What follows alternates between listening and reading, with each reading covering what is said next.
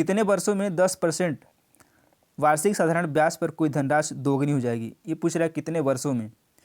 तो मान लेते हैं वो राशि 1 रुपये है और दोगुनी हो रही है, ठीक है। तो कितना का अंतर आ रहा है, 1 का अंतर आ रहा है। तो 1 का अंतर जो आ रहा है तो 1 बराबर क्या हो जाएगा, ये हो जाएगा 1 इक्वल टू 10% साधारण ब्याज है, ये मान लीजिए ब्याज है।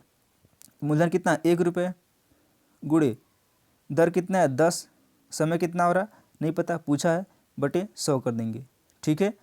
जिसको आप काटेंगे एक बटे ये आएगा T/100, इधर आ जाएगा 1/1 बराबर T/100 कर लेंगे, 10 कर लेंगे। तो यहाँ से T बराबर कितना आ जाएगा, T बराबर आ जाएगा 10। ऑप्शन नंबर बी सही है, 10 वर्ष में। एक बार इसको और समझते हैं।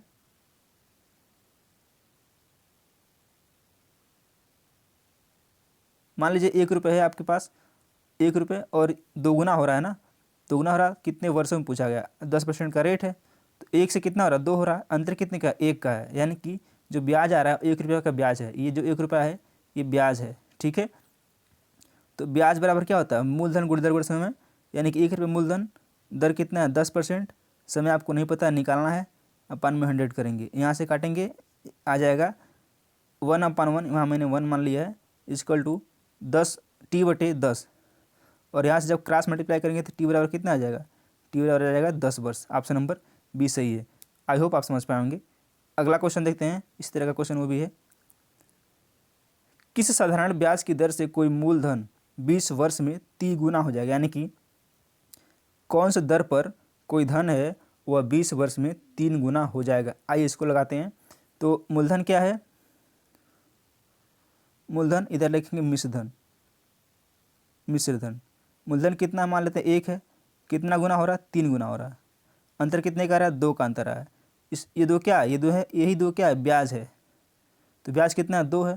तो ये ब्याज बराबर क्या होता है, ब्याज बराबर होता है मूलधन यानी कि 1 रुपये गुणे दर आपको नहीं पता निकालना है, समय कितना है 20 वर्ष, बटे 100 करेंगे।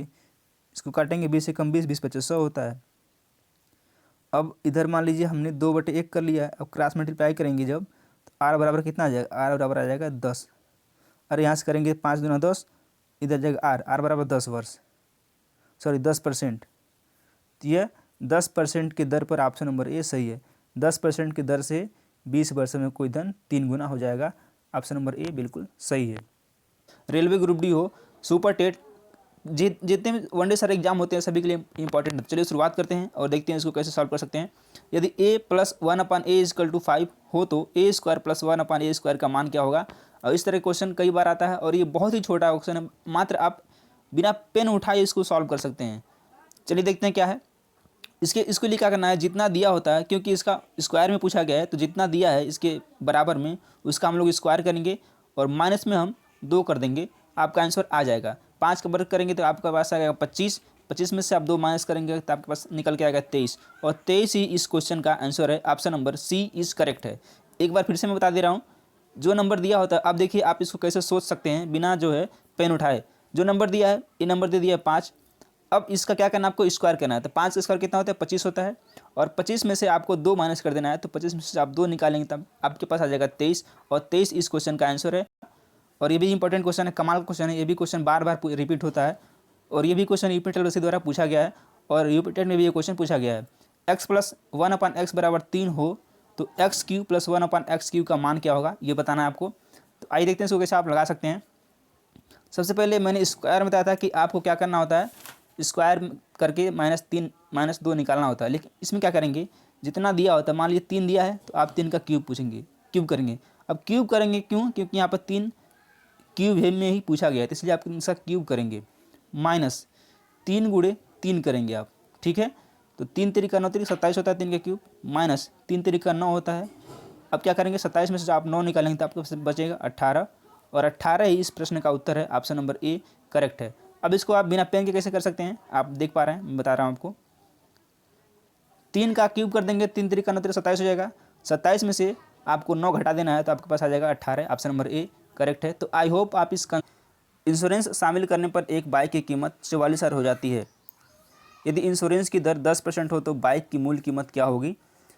आइए देखते हैं। इंश्योरेंस की दर कितनी है? 10% है। तो इंश्योरेंस की 10/100 करिए, इसको काटेंगे तो आएगा 1/10, यानी कि 10 रुपये पर 1 रुपये उसका इंश्योरेंस है। यानी यदि 10 रुपये बाइक की किसी की सामान की कीमत है तो उस पर क्या है? 1 रुपये उसका इंश्योरेंस है। अब ये कितना हो जा रहा है? 11 रुपये हो जा रहा है वैट शामिल करने के बाद। तो इस 11 की वैल्यू कितनी दी? 11 की वैल्यू दी है 44,000।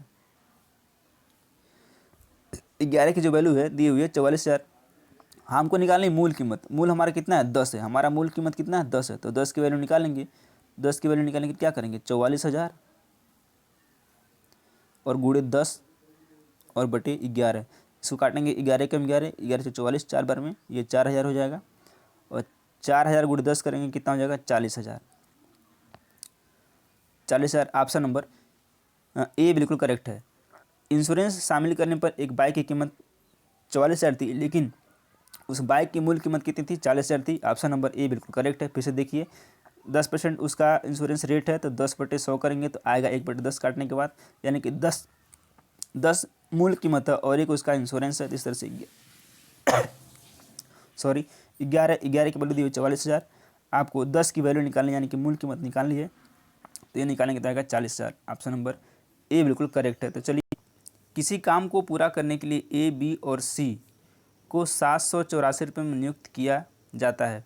यदि ए और बी मिलकर कार्य का 23/28 भाग पूरा करते हैं तो सी को भुगतान की गई मजदूरी कितनी है? बेसिकली 3 लोग हैं, ए, बी और सी, और तीनों को 784 रुपये में किसी काम को करने के लिए नियुक्त किया जाता है। लेकिन क्या होता है कि ए और बी मिलकर 28 में से 23 काम करते हैं, यानी कि इसका मतलब हो गया 23/28 का मतलब क्या हो गया कि जो ए और बी हैं, ए और बी मिलकर 28 में से टोटल काम है 28 और ये 23 काम कर ले जा रहे हैं। तो जो अगला होगा वो बचा हुआ काम ही ना करेगा। तो सी बच रहा है, तो सी कितना काम करेगा? 5 काम करेगा, यानी कि 5/28 काम करेगा सी। तो इसी को हम लोग को समझना है। आइए इस तरह के क्वेश्चन को आप लोग कैसे सॉल्व कर सकते हैं, आइए सीखते हैं। तो चलिए देखते हैं। ए और बी कितना काम कर ले जा रहे हैं? ए और बी मिल करके, यानी कि ए और प्लस बी मिल करके 23/28 काम कर रहे हैं। अब टोटल काम था 28, इसमें से 23 निकल गया, काम कितना बचा? 5 काम बचा। तो 5 काम कौन कर रहा है? 5 काम कर रहा है सी। तो 5/28 काम कौन कर रहा है? सी कर रहा है।